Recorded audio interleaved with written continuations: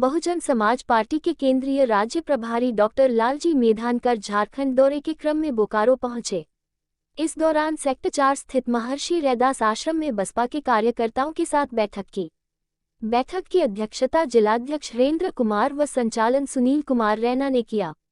इस दौरान डॉक्टर लालजी मेधानकर ने बुलेटिन इंडिया से बातचीत करते हुए बताया कि चुनाव के परिणाम में गिरते ग्राफ की समीक्षा के लिए आला कमान के आदेश पर झारखंड के दौरा में आया हूं। उन्होंने कहा कि क्षेत्रीय पार्टी को देश हित में विचार करने की आवश्यकता है। इस मौके पर प्रदेश सचिव देवानंद राम, विनोद दास, राम सेवक दास, ध्रुव कुमार, व्यास जी, मंजीत कौर, विक्की कुमार दास, जितेंद्र कुमार, राम शरण कुमार सहित अन्य लोग उपस्थित। नमस्कार, जोहार। आप देख रहे हैं बुलेटिन इंडिया। मैं हूं अभी यहां पर बसपा कार्यालय सेक्टर 4 में। आज बसपा कार्यालय में पहुंचे हुए हैं डॉक्टर लालजी मेधानकर, जो कि केंद्रीय राज्य प्रभारी हैं। हम इनसे जानेंगे कि यहां आने का उद्देश्य क्या है और किस मकसद से यहां पर पहुंचे हुए हैं, और क्या यहां के जो कार्यकर्ताएं हैं, जो यहां के जो समर्थक हैं बसपा के, उनको क्या ये सो अपना एक वचन सुनाएंगे और क्या उनको एक आदेश जारी करेंगे इस बारे में। सर, यहाँ आने का क्या उद्देश्य? एक्चुअली मैं पिछले 8-9 वर्षों से बहुजन समाज पार्टी के राष्ट्रीय अध्यक्ष माननीय बहन जी ने बिहार राज्य के केंद्रीय प्रभारी के रूप में मैं कार्यरत था। ऐसे इन 8-9 वर्षों में बीच में बहन जी कभी आवश्यकता अनुरूप ट्रांसफर कर देती थी, तो मैं राजस्थान में प्रभारी रह चुका हूँ, उत्तराखंड में रह चुका हूँ, हरियाणा में रह चुका हूँ, कर्नाटक में रह चुका हूँ, और मैं ऐसे तो मूल निवासी उत्तर प्रदेश के बस्ती जिले का हूँ, लेकिन मैं दिल्ली का कार्यकर्ता हूँ। तो बिहार में लंबे अरसे से पार्टी को मजबूत करने का प्रयास किया है। मुझे ऐसे लगता है कि अभी जो रिजल्ट आया है झारखंड का, बहुजन समाज पार्टी का ग्राफ जो डाउन हुआ है, तो आवश्यकता समझ करके मेरे जैसे मिशनरी आदमी को, क्योंकि मैं फुल टाइमर हूँ और 30 दिन मैं बहुजन मूवमेंट के लिए काम करता हूँ, खासकर अपनी पार्टी के लिए मैं काम करता हूँ।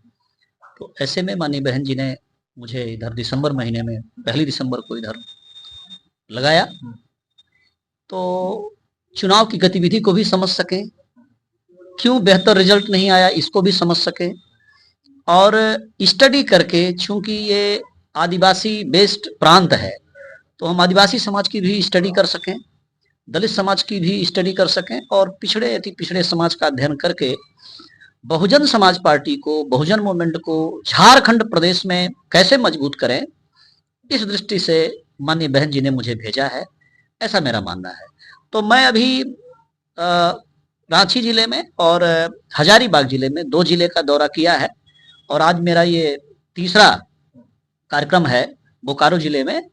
तो मैं अपने कार्यकर्ताओं के माध्यम से, पदाधिकारियों के माध्यम से, आप मीडिया बंधुओं के माध्यम से पहले तो मैं समझने का प्रयास करूंगा कि बोकारो जिले में क्या स्थिति है, समाज की क्या स्थिति है, क्योंकि ये तो औद्योगिक जिला है, यहाँ पर स्टील प्लांट हैं।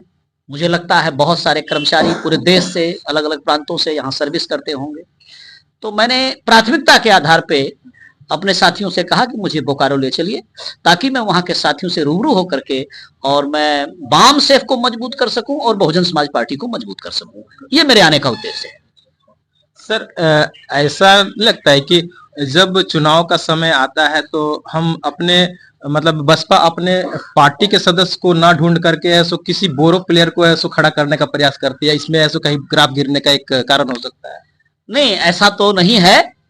जो लोग बहुजन समाज पार्टी से जुड़े हुए हैं, और अगर ये सवाल आप करते भी हैं, तो मैं उत्तर प्रदेश जो बहुजन समाज पार्टी का जहां पर बेस तैयार हुआ, प्रयोगशाला है, मानवर कांसीराम साहब ने यूपी को प्रयोग के रूप में लिया, तो वहां आप देखेंगे तो जो हमारे बाम सेफ के कर्मचारी हुआ करते थे, तो शुरुआती दौर में उन्हीं लोगों को एमएलसी बनाया, उन्हीं लोगों को राज्यसभा में भेजा। और अगर ये कहेंगे कि सिर्फ बाहर के प्रत्याशी हम लोग तलाशते हैं, तो आप उत्तर प्रदेश को देखेंगे तो जितनी रिजर्व सीटें हैं वहां पे माननीय बहन जी अपना वर्कर लड़ाती हैं, अपनी पार्टी का वर्कर लड़ाती हैं। मैं यहां पर भी आता हूं, अपना वर्कर लड़ाती हैं, और उसको पूरी ताकत के साथ बहन जी ने मान सम्मान दिया है। तो यूपी का जो प्रयोग है वही माननीय बहन जी दूसरे प्रांतों में भी करती हैं। ये हो सकता है किसी जिले में बहुजन समाज पार्टी की श्रृंखला बहुत मजबूत ना रही हो, पहले से प्रत्याशी की दौड़ में रहने वाले लोग ना आए हों, एट ए टाइम उन्होंने टिकट मांगा हो, एट ए टाइम आए हों, तो प्रभारी मैं हूं या मेरे साथी कोई और हो, उनकी मजबूरी है कि जो बेहतर रिजल्ट दे सकता है, अच्छा लड़ सकता है, उसी को चूज किया जाता है। अब ये बात दूसरी है कि हमारा बेस हम कितना मजबूत कर पाए हैं और वर्तमान राजनीतिक हालात कैसी हुई है, तो उसके हिसाब से भी परिणाम प्रभावित होता है। सर अभी आपने कहा कि 2 जिले रांची और हजारीबाग का आपने दौरा कर चुके हैं, क्या सर वहां की स्थिति कैसा क्या लगा? बेहतर है, अच्छा है। रांची तो प्रदेश की राजधानी है, तो शहर है, वहां पर शहरों में थोड़ा मुश्किल होता है, लेकिन फिर भी ठीक ठाक साथी मिल रहे हैं और पार्टी का हमारा कारवां तेजी से बढ़ रहा है। सर अभी एक मुद्दा क्या उसको एक कहेंगे कि सब्जेक्ट चल रहा है कि 1 नेशन 1 इलेक्शन, इस पर बसपा का सर अपना क्या राय है?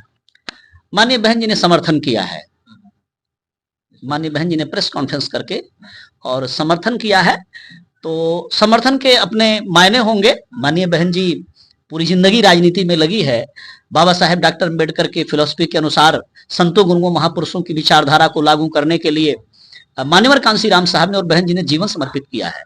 तो अगर बहन जी ने समर्थन किया है इस बात का, बीजेपी का समर्थन नहीं किया है। अच्छा, बीजेपी ने ये जो एजेंडा लाया है, बहन जी का भी अपना एजेंडा है, बहन जी ने उस एजेंडे का समर्थन किया है, इसका अन्यथा अर्थ कोई ना निकाले। तमाम डिबेट चल रहा है, तमाम बात कर रहे हैं, जी जी, क्योंकि बीजेपी के खिलाफ ही तो हमारी लड़ाई है, कांग्रेस के खिलाफ हमारी लड़ाई है, उनका जो वर्णवाद जातिवाद है उसके खिलाफ हमारी लड़ाई है। वो लोग जो शोषण दमन कर रहे हैं, खासकर दलित का, आदिवासी का, पिछड़े का, उसी के खिलाफ तो हमारी लड़ाई है।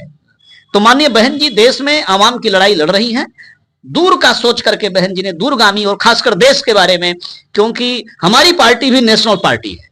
अब इस मामले में मैं एक क्लेरिफिकेशन देना चाहूंगा, अगर आपने पूछ लिया है तो जो क्षेत्रीय पार्टियां, जैसे इधर हेमंत सोरेन जी हैं, या बिहार में चलें तो लालू जी हैं, या नीतीश जी हैं, या ममता बनर्जी हैं वेस्ट बंगाल में, ये क्षेत्रीय पार्टी हैं, इनका राष्ट्र से ज्यादा कोई मतलब नहीं है, मतलब नेशन से मतलब नहीं है।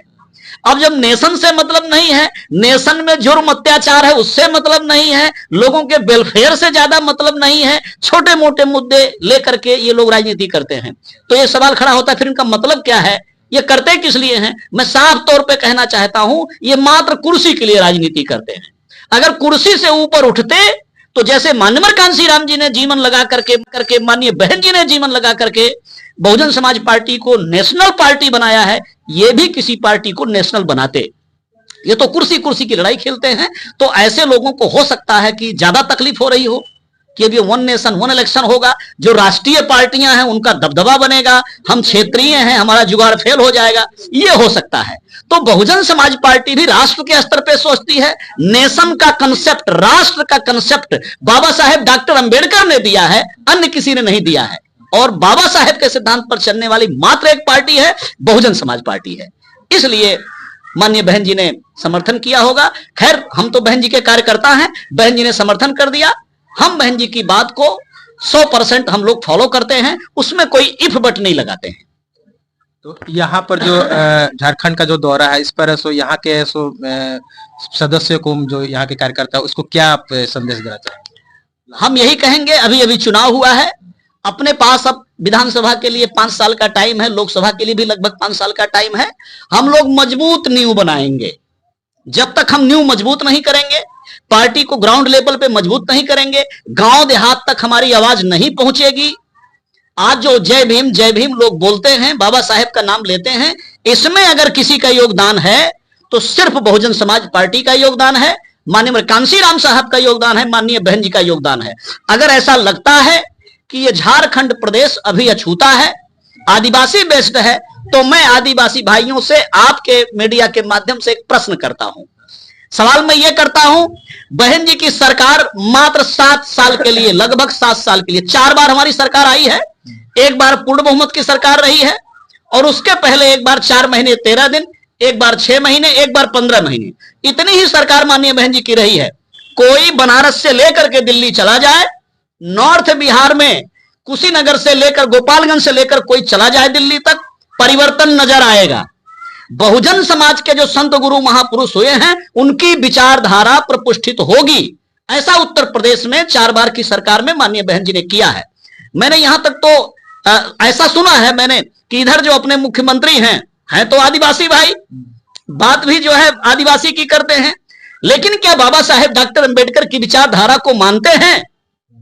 क्या उन्होंने उत्तर प्रदेश में जैसे बहन जी ने बाबा साहेब डॉक्टर अंबेडकर प्रेरणा केंद्र बनाया, बौद्ध विहार शांति उपवन बनाया, राष्ट्रीय दलित प्रेरणा केंद्र बनाया, परिवर्तन चौक बनाया, बहन जी ने 23 जिले बनाए, उनके नाम रखे, भगवान गौतम बुद्ध नगर जिला, महामाया नगर जिला, संत कबीर नगर जिला, संत रविदास नगर जिला, ज्योतिबा राव फूले नगर जिला, साहू जी महाराज नगर जिला, ऐसे 23 जिलों का नामकरण किया। और इतना ही नहीं, जितने स्मारक बनाए, बहन जी ने 11 महापुरुषों की प्रतिमा लगाई है उसमें, और जहां भी लगाई है तो उसमें बिहार के झारखंड में जिनको भगवान कहते हैं आदिवासी भाई, जननायक बिरसा मुंडा, उनकी भी प्रतिमा लगाई है। क्या ये सारे काम हेमंत सोरेन जी पिछली सरकार चला लिए, अब सरकार चला रहे हैं? ऐसा कभी सोचा है उन्होंने? उनके इस ब्रेन में, दिमाग में, मन में कोई ऐसी बात आई है? और अगर अभी तक नहीं आई है तो मैं झारखंड के आदिवासी भाइयों से भी कहना चाहूंगा, दलित भाइयों से कहना चाहूंगा, फिलोसफिकल चेंज करना पड़ेगा। बाबा साहेब की विचारधारा को इस जमीन पर उतारना पड़ेगा, लागू करना पड़ेगा, फिर से सरकार को बदलना पड़ेगा, बनाना पड़ेगा, बहुजन मूवमेंट चलाना पड़ेगा, अपनी सरकार बनानी पड़ेगी, बाबा साहेब की विचारधारा वाली सरकार बनानी पड़ेगी। ऐसे भी हेमंत सोरेन जी इंडी गठबंधन में हैं। अब इंडी गठबंधन के लीडर श्री राहुल गांधी हैं, श्री प्रियंका गांधी हैं, और उनके बड़े जो हैंड्स हैं, बड़े सपोर्टर हैं, वो श्री अखिलेश यादव हैं। और अगर माननीय बहन जी को देखा जाए तो माननीय बहन जी की इन्हीं सबसे लड़ाई है, इन्हीं से संघर्ष है बहन जी का। तो झारखंड प्रदेश में नई राजनीति की शुरुआत हो, बहुजन मूवमेंट चले, ऐसी उम्मीद के साथ आज मैं बोकारो में आप लोगों के बीच में आया हूं जी। बहुत बहुत धन्यवाद आपका।